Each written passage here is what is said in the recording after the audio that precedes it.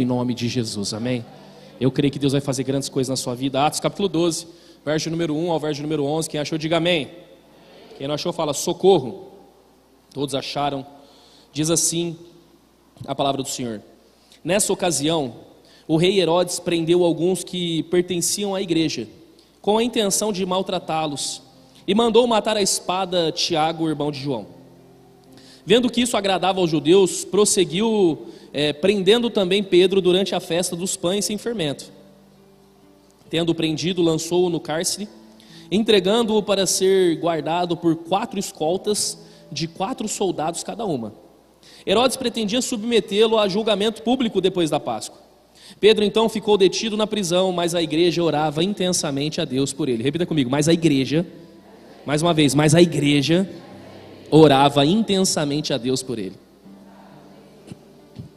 Na noite anterior ao dia em que Herodes iria submetê-lo a julgamento, Pedro estava dormindo entre 2 soldados, preso com 2 algemas, e sentinelas montavam guarda à entrada do cárcere. Repentinamente apareceu um anjo do Senhor e uma luz brilhou na cela. Ele tocou no lado de Pedro e o acordou. Depressa, levante-se, disse ele. Então as algemas caíram dos punhos de Pedro. O anjo lhe disse: vista-se e calce as sandálias. E Pedro assim fez. Disse-lhe ainda o anjo: põe a capa e siga-me. E saindo Pedro o seguiu, não sabendo que era real o que se fazia por meio do anjo. Tudo lhe parecia uma visão. Passaram a primeira e a segunda guarda e chegaram ao portão de ferro que dava para a cidade. Este se abriu por si mesmo para eles e passaram. Tendo saído, caminharam ao longo de uma rua e de repente o anjo o deixou. Então Pedro caiu em si e disse: agora sei, sem nenhuma dúvida, que o Senhor enviou o seu anjo e me libertou das mãos de Herodes e de tudo o que o povo judeu esperava. Feche seus olhos. Pai, fale conosco nessa noite, Jesus. Ministra ao nosso coração, Deus, nesses minutos que nos restam para finalizar o culto. Que a tua doce presença, Deus, como foi cantado aqui, esteja conosco. Que a tua presença invada esse lugar, Deus. Que aquele que chegou aqui com pensamentos contrários, triste, cansado, sem vontade de viver, possa receber dessa palavra e sair daqui, Deus, com ânimo nesse domingo, sabendo que essa semana vai ser a melhor semana da vida deles, em nome de Jesus. Porque é isso que a sua palavra nos ensina, é isso que a sua palavra nos garante. A sua palavra é as boas novas, e nós queremos viver isso em nome de Jesus. Amém, amém e amém. Esse texto em Atos, você vai perceber que o livro de Atos, ele é a continuação do ministério a qual começou em Cristo Jesus. Jesus separa 12 homens, ensina esses 12 homens, caminha com eles, os instrui, traz eles para a mesa mesmo. Eu acredito que o verdadeiro modelo de ministério é um ministério onde você está numa mesa. É onde você frequenta uma mesa e ali você aprende da palavra, ali você vive vida na vida. Jesus, ele fez isso durante 3 anos e meio com os discípulos.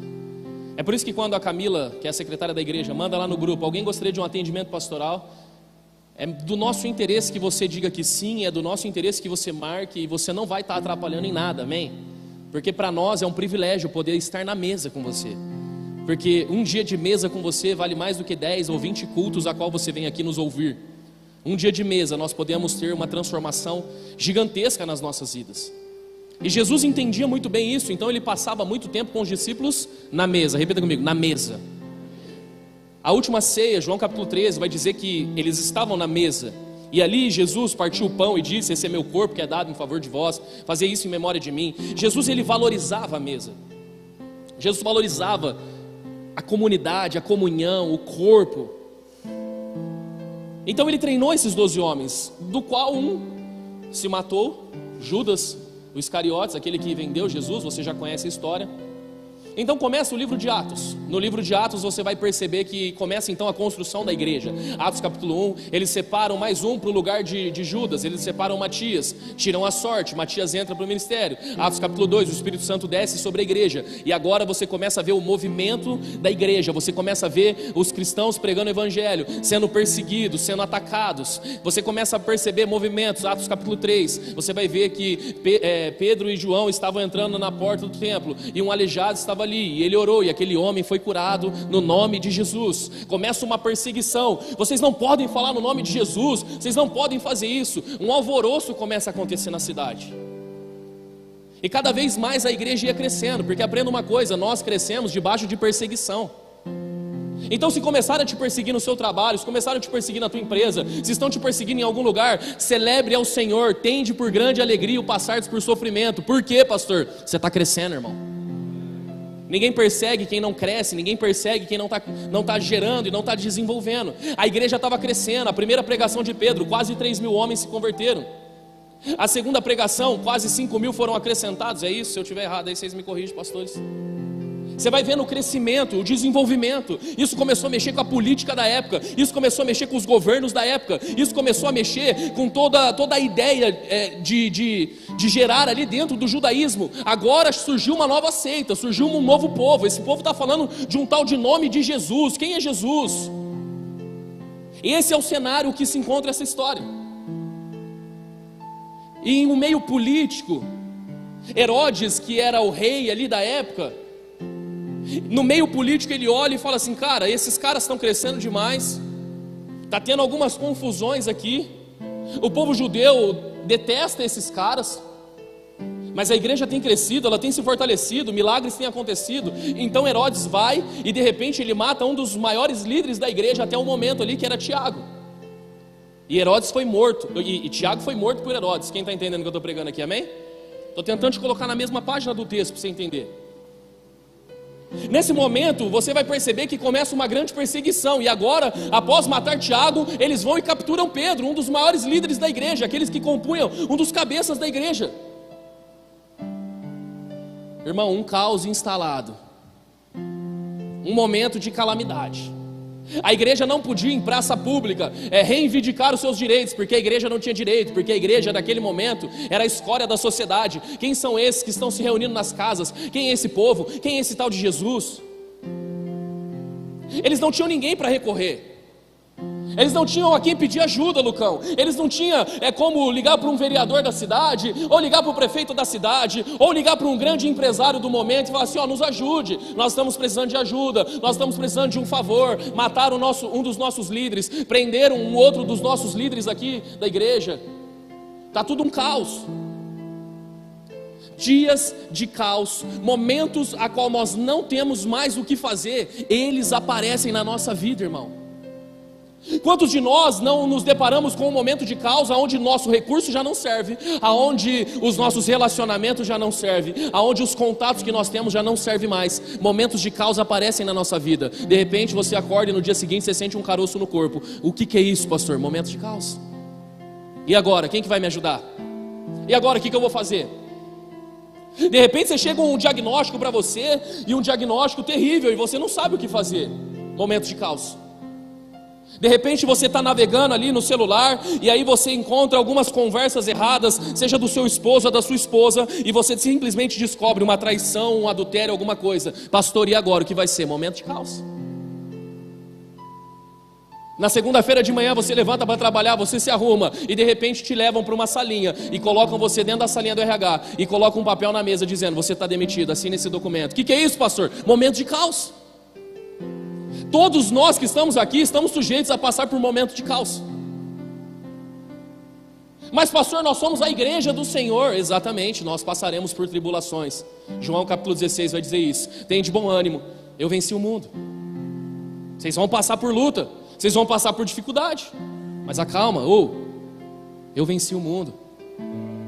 Eu venci o mundo. Então esse é o cenário que a igreja se encontra. Esse é o cenário que aparece. Mas é curioso as pessoas que andam com Deus, irmão. Pegando todo esse cenário aqui que eu contei para você, um dos maiores líderes foi morto à espada. Você está preso porque no dia seguinte você vai morrer, porque Pedro estava preso porque no dia seguinte era a condenação dele. Irmão, o que você faria naquela noite, na virada daquela noite até aquela manhã? O que você faria? Fala aí para mim. O que você faria? Alguém? Eu ia ficar orando. Eu ia passar a noite orando: Senhor, não me deixa morrer. Senhor, por favor, faz um milagre. O que vocês fariam? Alguém pode me falar? Chorar. Eu ia chorar. O que mais? Tentar uma fuga, boa. Vou amarrar os guardas, vou tentar matar eles. Você está assistindo muita série, gostei. O que mais que você tentaria fazer? O que você tentaria, Lucão? Ia tentar fugir, você tem cara mesmo que tem cara, Irmão, todos nós íamos fazer algo para tentar fugir, para pedir liberdade, para tentar escapar, para tentar, sei lá, você ia mandar. Irmão, eu já vi quando os crentes então são colocados em situação difícil, eles iam falar assim: ei, você tá ligado? Você nem sabe quem eu conheço, irmão. Você nem sabe do meu vulgo. Você não conhece minha história. Cortei a orelha do Malco lá, mano, tá ligado? Eu já vi. Quando roubaram as luzes, eu vi um monte aqui assim. Aí, pastor, pode dar um salve ali no irmão que eu conheço o contato do bagulho. Eu falei, ô louco, irmão. Não, porque eu vou ligar para os parça e vai ter o resgate na cadeia de Herodes. A gente ia tentar fazer alguma coisa. A gente ia tentar dar o nosso jeito. Mas pessoas que andam com Deus, irmão, elas têm algo que... Ai, meu Deus do céu. Quando eu leio isso, Pedro me irrita profundamente. Olha o que diz o texto. Todo esse caos instaurado que eu li para você. Atos capítulo 12, verso de número 6. Coloca para mim, por favor.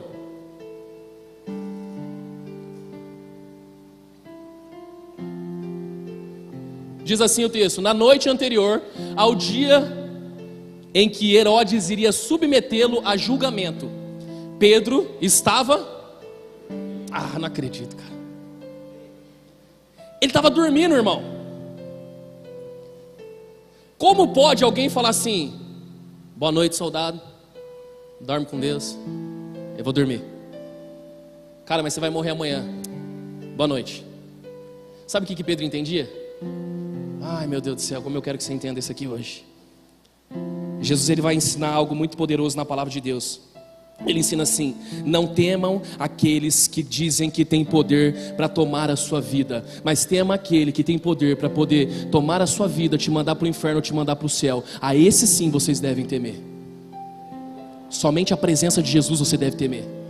Romanos capítulo 8, verso número 28 vai dizer: todas as coisas cooperam para o bem daqueles que amam a Deus. Todas as coisas, irmão. Pastor, estou passando por uma luta, estou passando por uma calamidade, o que eu faço? Dorme, irmão, porque se Deus permitiu, Deus vai cuidar de você em todas as coisas. Se Deus permitiu a luta, se Deus permitiu a dificuldade, o que eu vou fazer? Eu vou dormir. Porque não tem ação humana. Se nós tivéssemos esse entendimento, nós não estaríamos tão cansados, deprimidos, ansiosos com os problemas da vida. Se nós tivéssemos a ciência de que quem governa a nossa vida é o Senhor, nós não estaríamos preocupados com perseguição de Herodes. Nós não estaríamos preocupados com o que as pessoas estão dizendo ao teu respeito. Você não estaria preocupado se vai faltar a comida amanhã, porque Ele vai prover, Ele vai cuidar. Você não tem que estar preocupado com nada, irmão. Você tem que dormir e descansar, porque aquele que prometeu é fiel para cumprir. Eu fico imaginando, porque Pedro não fez isso sozinho. Ele aprendeu com alguém, irmão. Por isso que eu digo para você que o ministério de Jesus era o ministério que trazia os discípulos para perto. E a Bíblia vai dizer que um dia Jesus está no barco com os discípulos. Mateus capítulo 8, do 23 ao 26, coloca lá para mim. Mateus 8, do 23 ao 26. Então Jesus, ele entrou no barco e os seus discípulos o seguiram. De repente, uma forte tempestade levantou-se sobre o lago, de forma que as ondas inundavam o barco. Jesus, porém,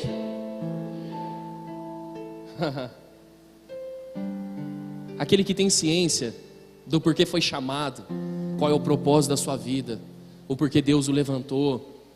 Você não se preocupa com as adversidades e o dia mau. Deus não disse que o casamento seu era de Deus. Se Ele diz que é de Deus, pode vir vento, pode vir tempestade, pode Herodes se levantar, pode o inferno se levantar, nada vai parar aquilo que Deus tem para a tua vida, irmão. Nada vai parar.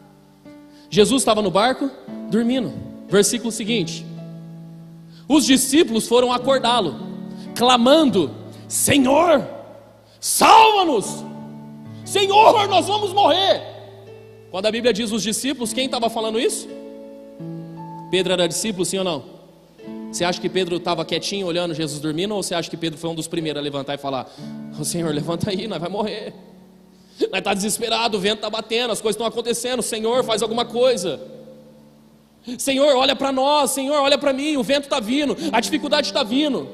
Mas Jesus estava dormindo, irmão.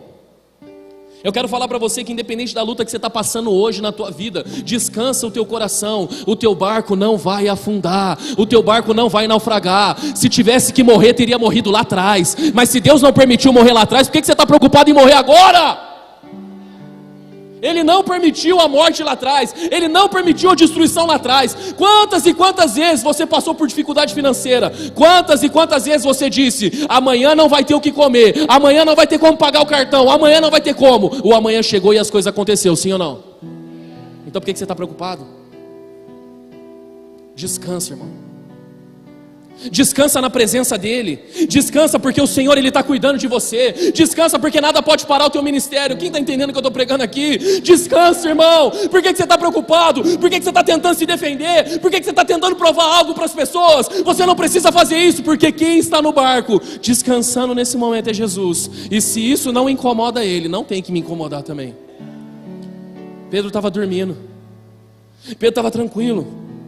Pedro aprendeu um princípio na presença do Senhor. Preste atenção. Jesus, porém, dormia. Os discípulos foram acordá-lo, clamando: Senhor, salva-nos, vamos morrer. Ele perguntou: por que vocês estão com tanto medo?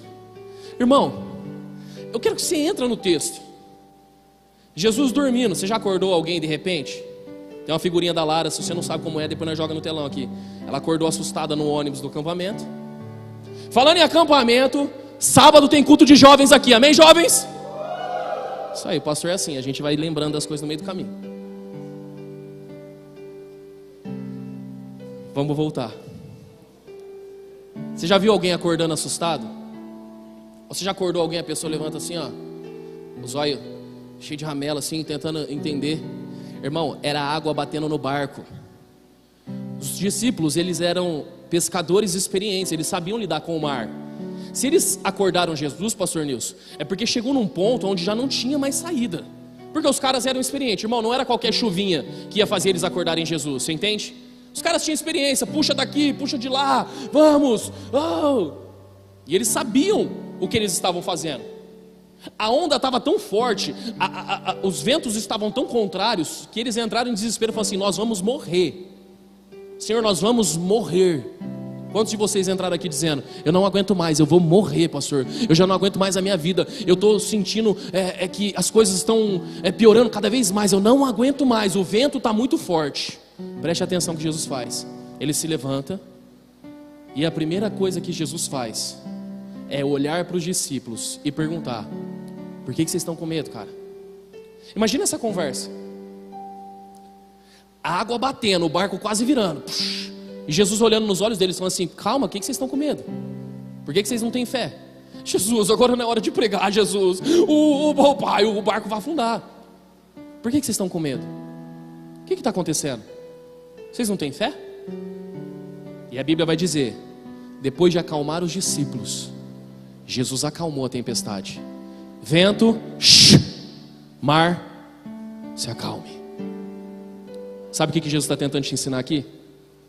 Antes de acalmar a tempestade lá fora, Ele quer acalmar a tempestade aí dentro de você.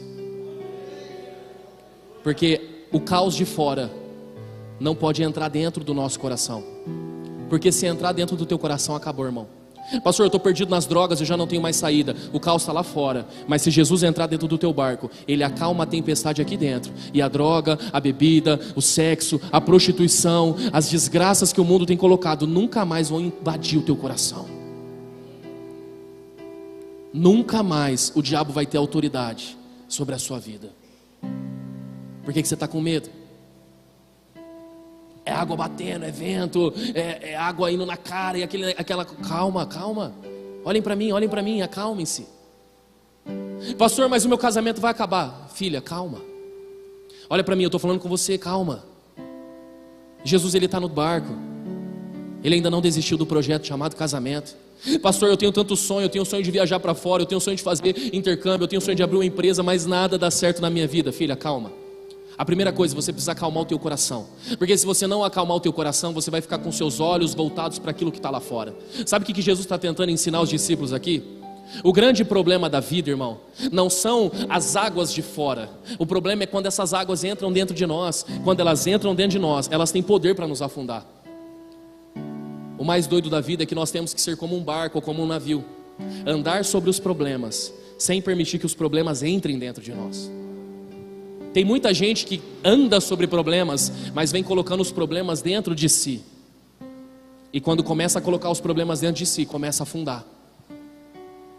Seja como um grande navio nessa noite. Você pode passar por águas turbulentas, mas as águas não podem entrar, a tribulação não pode entrar dentro de você. Sabe o que Pedro está dizendo? Beleza, está todo mundo dizendo aí que eu vou morrer, está todo mundo dizendo que é amanhã o dia do meu sepultamento, mas eu tenho uma palavra da parte de Deus, que eu seria pescadores de homens, e eu ainda não pesquei o suficiente a quanto Ele disse. Então, se Ele tem desejo de me levar, Ele vai me levar, mas se Ele não tem desejo, ninguém pode tocar na minha vida. Ninguém pode tocar. Ninguém pode tocar na tua vida. Você precisa aprender a confiar em Deus. Nós precisamos aprender a descansar na presença dEle. O decreto era de morte e Pedro dormia. O decreto era de execução, mas ele estava dormindo. Você precisa aprender a descansar. O Senhor te trouxe aqui nessa noite para te ensinar, descansa. Confia em mim. Você não tem visto as aves e os lírios do campo? Eles não trabalham, eles não tecem, eles não fazem nada e mesmo assim não tem faltado alimento para eles. O que você acha que vai faltar para você, irmão? Vamos trocar uma ideia sincera aqui. A igreja nos dias de hoje faz tudo pela força do próprio braço. A gente não consegue confiar que é Deus que está dirigindo esse culto hoje. A gente não consegue crer que o Senhor está aqui e que Ele tem poder para mudar a tua vida com uma única palavra. Você está cansado, você está sobrecarregado? Dorme. Deita, dorme. Acalme dentro do teu coração, levanta e depois você se levanta e depois você resolve o que tem que resolver. Mas nós precisamos voltar a confiar em Deus. Quem está entendendo, diga amém. Aleluia. Mas uma coisa muito interessante que o texto vai dizer. No verso de número 5 vai dizer: Pedro então ficou detido na prisão, mas a igreja orava intensamente a Deus por ele. A igreja ela não conseguia fazer passeata na rua, porque se ela fosse para a rua ela seria morta. A igreja não tinha um vereador, um prefeito, a igreja não tinha um governador a qual ela pudesse recorrer naquele dia. A igreja não tinha recursos financeiros para poder comprar ou pagar a liberdade. A igreja não tinha condições nenhuma. Infelizmente, a igreja nos dias de hoje se tornou uma igreja que tem condições de muita coisa. Infelizmente, a igreja nos dias de hoje se tornou uma igreja que ela é abastada, ela é rica, ela é poderosa. E aqui eu não estou falando da presença, aqui eu estou falando de recursos. Apocalipse capítulo 3 vai dizer que a igreja dos últimos dias, ela tem tesouros, ela tem riquezas. Mas aqui o que a igreja tinha era um armamento a qual nós não usamos mais. Repita comigo: oração. Mais uma vez, oração. Irmão, nós precisamos orar. Sabe o que é que vai salvar o teu casamento? Repete comigo: oração. É a oração que vai salvar a tua casa, irmão. Não, pastor, nós vamos fazer um curso em Harvard, nós vamos viajar o mundo para poder aprender sobre como lidar com os temperamentos, como aprender a lidar com o temperamento um do outro, as 5 linguagens do amor. Irmão, tudo isso é uma bênção, aprenda, usufrua, coloque isso na sua vida, mas se você não orar dentro da tua casa, o milagre não vai acontecer. Você precisa orar, irmão. Você quer que seus negócios prosperem? Coloca o joelho no chão e fala assim: Senhor, eu coloco os meus negócios na Tua presença, porque o mundo e a realidade está um caos. Eu já não tenho mais condições, eu já não tenho mais chance, eu já não tenho mais possibilidades. Preste atenção no cenário que a igreja enfrentava. O cenário atual: um dos maiores líderes estavam mortos. A igreja ela tinha zero influência, ela não tinha contatos e relacionamentos. Atos capítulo 12, verso número 4 vai dizer que existiam 4 escoltas com 4 soldados. Pastor Igor, você que é um cara bom de matemática, 4 escoltas com 4 soldados equivale a quantos soldados? Uau, 16. Para quem é novo nessa igreja, o pastor Igor, ele é professor de matemática. Então toda pergunta eu gosto de enaltecer esse dom dele. Irmão, o cenário atual são 16 soldados em volta guardando a vida de Pedro. 16, Lucão. Não tinha nem como você dar um salve nos caras. É 16, irmão. Verso de número 6 vai dizer que ele estava preso com 2 algemas. Ele estava algemado, pastor Nilson.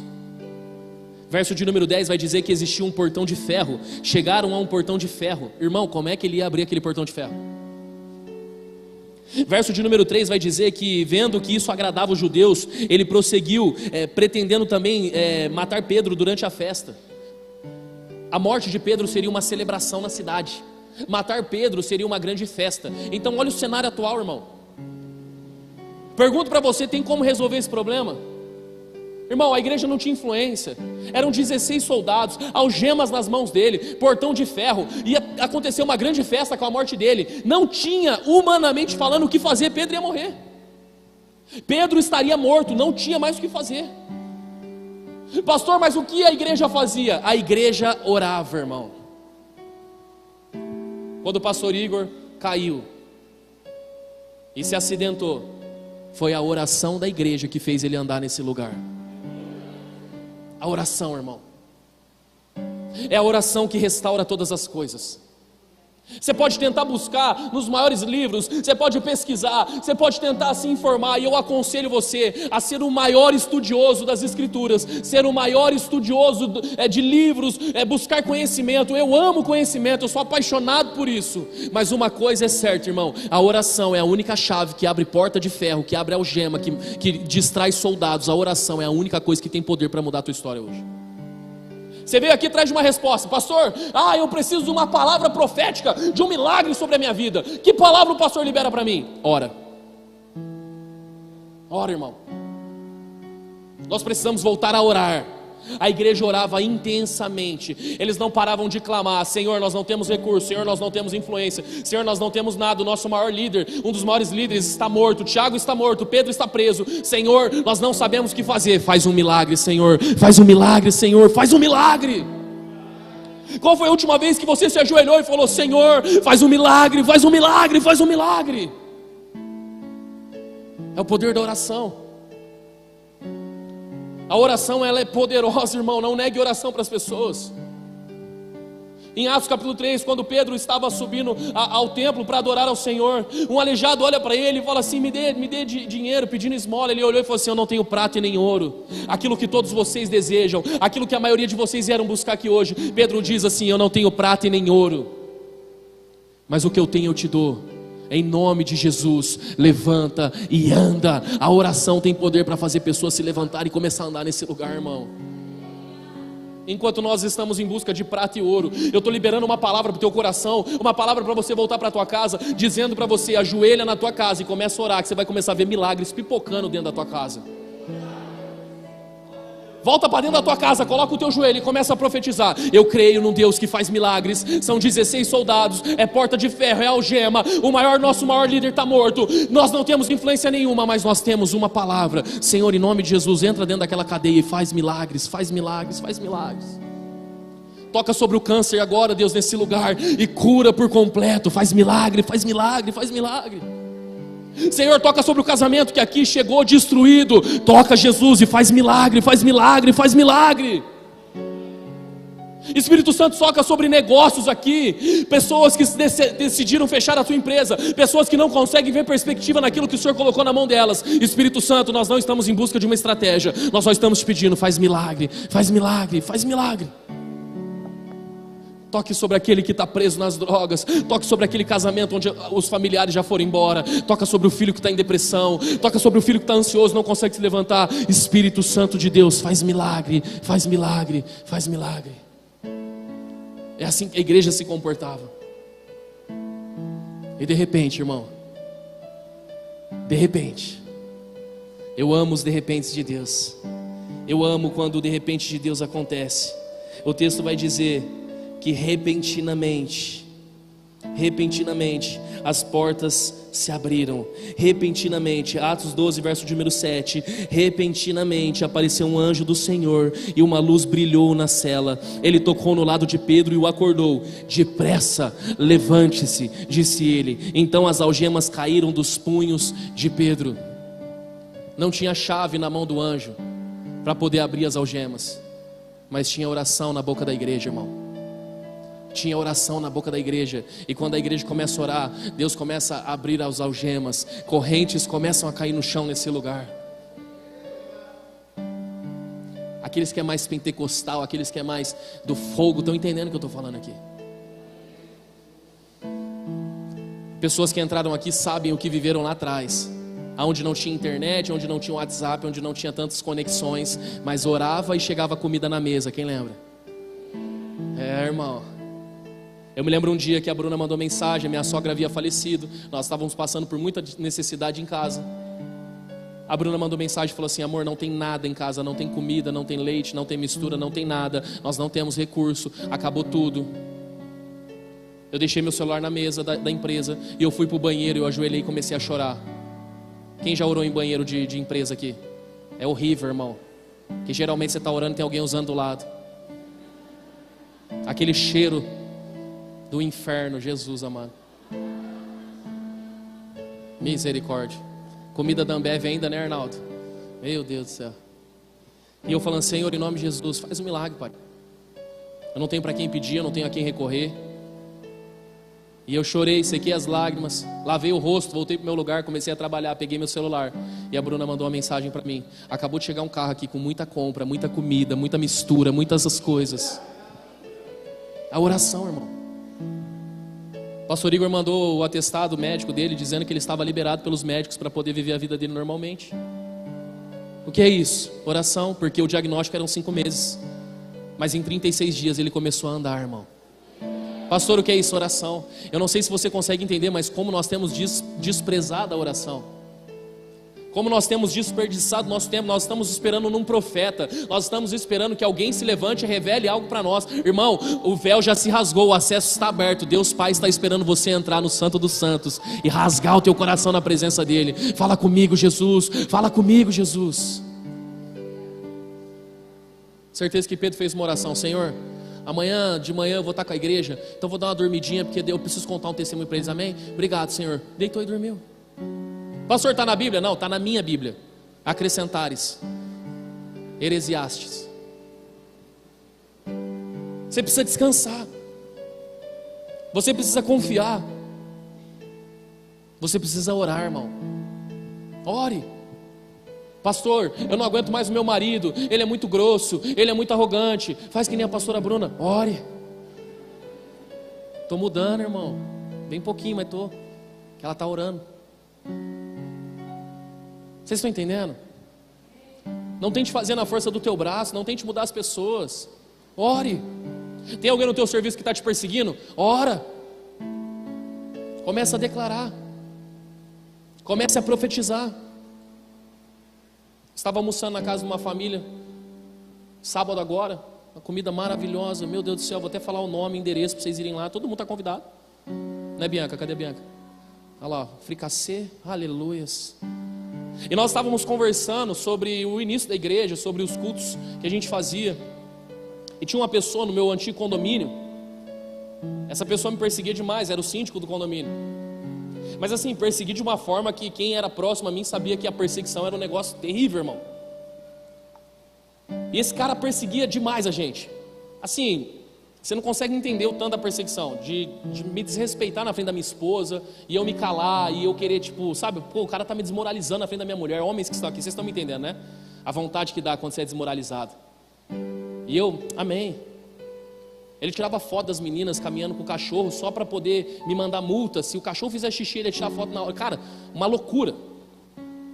Perseguição. Na primeira semana de mudança eu tomei uma advertência já. Assim, um negócio doido.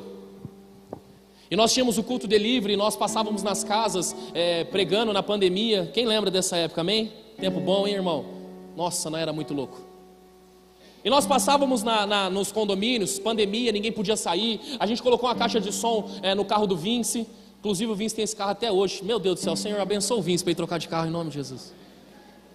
E nós colocamos ali o som, e Duarte, Rafinha cantando, e a gente passava numas casas, cantava 5 minutos de louvor, liberava 5 minutos de palavra. Você que recebeu essa palavra, acende e apaga a luz do seu apartamento, se você quer que Jesus entre na sua casa. E aí você viu um monte de gente acendendo e apagando a luz do condomínio. Negócio lindo, irmão. Aí falávamos assim: nós estamos online no Instagram da Casa do Pai. Aqui não é a Globo, aqui é a Casa do Pai. @Casa do Pai _igreja. Entre agora e participe conosco. Esse irmão podia abrir uma rádio desse jeito. Entrávamos no carro, parecia todo mundo fugindo da polícia, porque nós tínhamos medo por causa da pandemia. Ninguém sabia o que era o vírus. E a gente começava a conversar com as pessoas no Instagram. 100 pessoas online no Instagram, irmão, na live. Pessoal tudo em casa. Quem que é esses doidos? Vai no condomínio tal. Canta música tal. E esses meninos caminham comigo tudo worshipeiro, não sabia cantar raiz. Cassiane, canta Cassiane. Eu não sei, pastor Cassiane. Aí era só worship. E a gente cantava, pregava e ia. Aí nós paramos na frente do meu condomínio. E nós não sabíamos, mas ali dentro daquele lugar tinha alguém que precisava de uma palavra. O Rodrigo começou a pregar. E ele começou a falar: eu profetizo que se você está numa cama, se você está num leito agora, você vai levantar em nome de Jesus. Não importa a tua dor, não importa a tua dificuldade, Deus está te levantando agora. Naquele momento, o síndico do condomínio estava acamado há mais de 3 meses. Ele se levantou da cama, colocou a cabeça na janela e falou assim: quem é essa igreja? Quem é a Casa do Pai? Eu quero conhecer. Ele pegou o carro e ele saiu desesperado, procurando Casa do Pai, Casa do Pai, Casa do Pai. Encontrou a Casa do Pai na Avenida Presidente Juscelino. Nem lembro o número. Onde era a adega lá, vocês se lembram? Ele entrou na igreja. O tio do Ivan estava fazendo a reforma. O Ivan estava lá acompanhando a obra. Ele falou assim: cara, vocês foram no condomínio, falaram de Jesus? Sim. Sim, fomos. Eu quero saber o nome do seu pastor. Aí falou: meu pastor? Pablo Bottari. Ele falou: Pablo Bottari? Pablo Bottari. Onde que ele mora? Ele mora ali na Vila União. Eu moro na Vila União. Ele mora no condomínio em São Paulo. Eu também moro no condomínio em São Paulo. Ele falou assim: ele mora no B, 32, 34, não sei. Naquele momento o síndico do condomínio começou a chorar. E ele chorou. E ele falou assim: fala pro seu pastor que quem veio aqui atrás dele pediu uma oração é o síndico mala dele. Será que ele pode ir lá na minha casa orar por mim? Eu estava em casa, atendi o telefone no Viva Voz. Falei: fala, Nelson. Pastor, estava aqui agora. O Eric veio aqui, o síndico do seu condomínio. Ele quer que você desce lá para orar por ele. Naquele exato momento, Beatriz, Bianca, Brenda, todo mundo abriu a porta e falou: o quê? Eu falei: o quê? O síndico.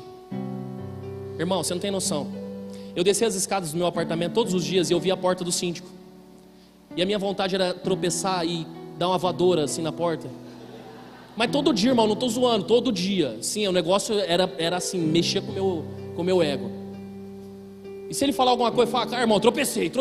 E aí? Eu já estava nervoso, eu pique Lucão assim nas antigas. E eu me lembro de colocar a máscara, bater na porta, entrar na casa dele e falar assim: eu vim aqui para orar por você. Porque a oração tem poder, irmão.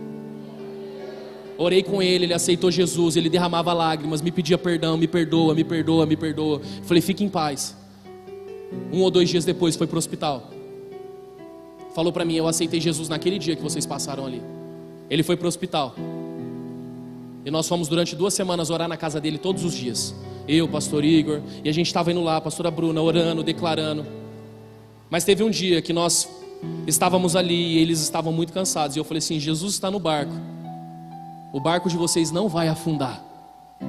Agora, exatamente agora, às 18h03, Jesus está tocando sobre a vida dele, está curando ele por completo. Em nome de Jesus. Todos falaram amém, amém, amém. Fomos embora. Passado 15 minutos, eu indo para o aniversário, meu telefone tocou e disseram que ele tinha morrido. Eu entrei em desespero, irmão. Começando o ministério, começando a casa do Pai. Vocês não têm noção de como aquilo mexeu com a minha cabeça, porque eu profetizei cura e o cara morreu. Vocês conseguem entender isso? Fui para o aniversário, não consegui me concentrar no aniversário. O pastor Igor voltou para lá, ficou com a família, aconselhou.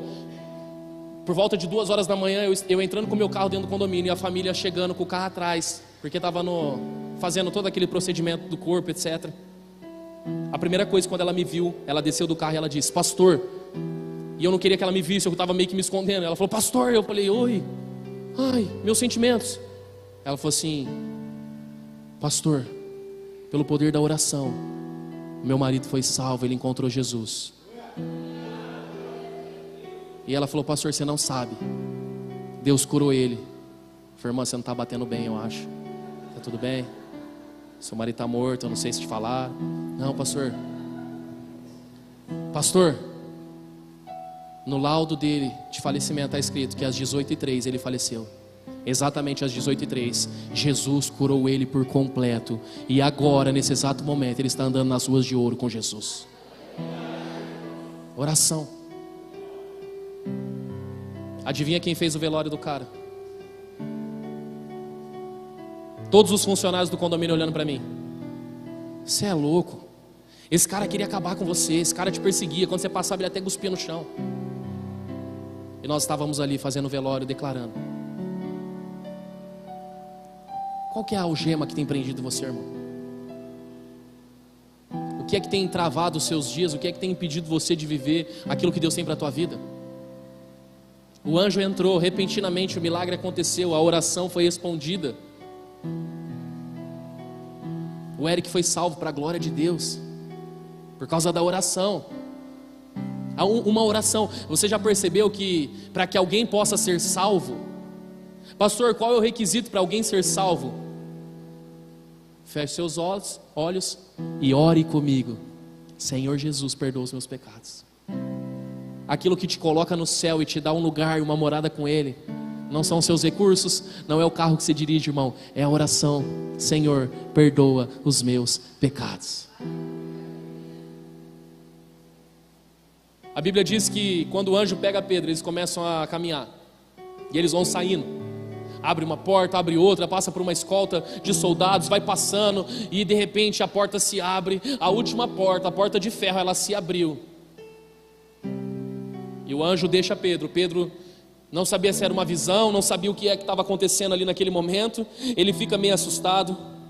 Mas o texto diz: então Pedro caiu em si e disse: agora eu sei, sem nenhuma dúvida, que o Senhor enviou o seu anjo e me libertou das mãos de Herodes e de tudo o que o povo judeu esperava. A minha oração é para que você saia daqui hoje dizendo: agora eu sei, sem dúvida nenhuma, Deus está no meu barco. Agora eu sei, sem dúvida nenhuma, a casa do Pai é uma igreja do Senhor. Agora eu sei, sem dúvida nenhuma, nós vamos alugar tudo que tiver que alugar aqui ao redor. Nós vamos salvar muitas vidas nesse lugar. Agora eu sei, porque Deus está nesse lugar. Agora eu sei que o meu casamento não vai acabar, porque se nós enfrentamos essa tempestade, nós vamos enfrentar mais uma. Agora eu sei, sem dúvida nenhuma, Deus existe. Deus vai mudar meu diagnóstico. Se você pegar essa palavra dentro do teu coração, irmão, e abraçar essa palavra com convicção, agora eu sei, a tua história é transformada. Transformada. Se você pegar essa palavra no teu coração e falar: agora eu sei que Deus está comigo, eu não tenho mais dúvidas, porque o diabo ele trabalha na sua dúvida.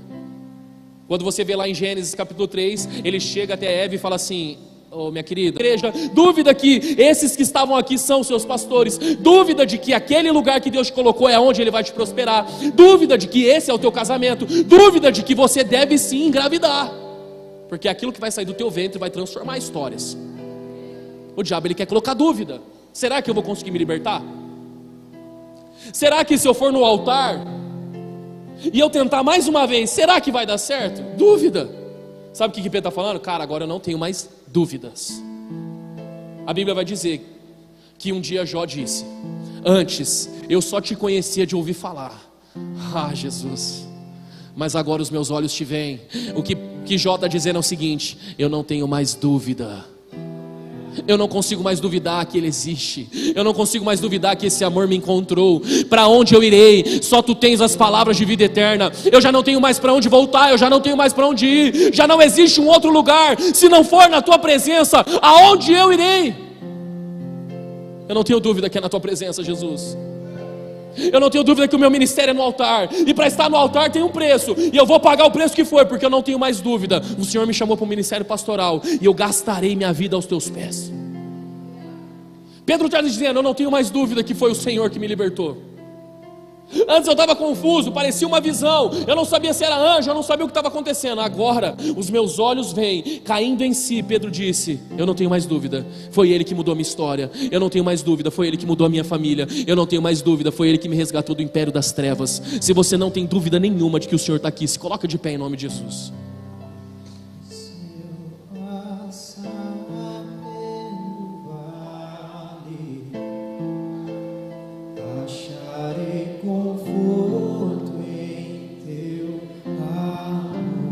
Declare isso a Ele. Pois eu sei que és aquele que eu sei, Jesus.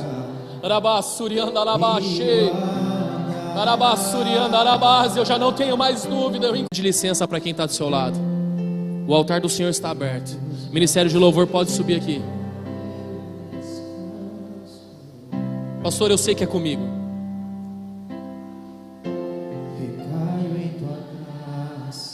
Eu posso tentar toda a técnica, toda a habilidade, todo o método, mas não.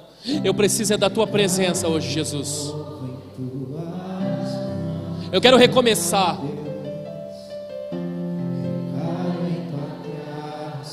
Eu quero viver o novo do Senhor para a minha vida, Pai. Eu já não aguento mais. Sai do seu lugar, vem aqui.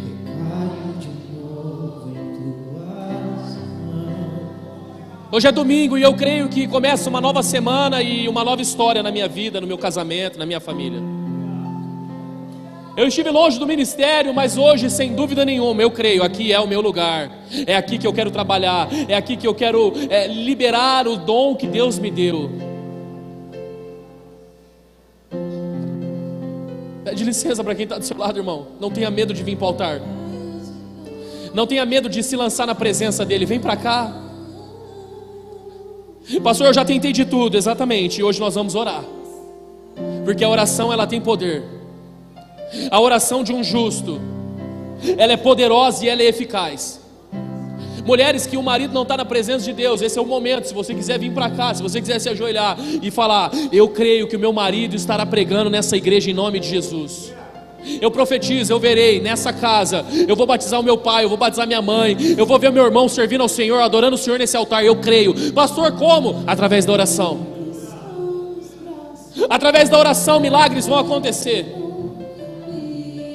Se tem um familiar seu que está longe da presença de Deus, sai do seu lugar e vem para cá dizendo, eu creio, eu e minha casa serviremos ao Senhor. Pastor, agora eu não tenho mais dúvidas. Eu não tenho dúvida, pastor. Eu não tenho dúvida que Deus me ama. Eu não tenho dúvida que existe um ministério profético sobre a minha vida. Eu não tenho dúvida que Deus tem um plano para mim, porque já era para eu estar morto, mas Ele me resgatou, Ele me trouxe de volta. Oh, eu não tenho mais dúvidas.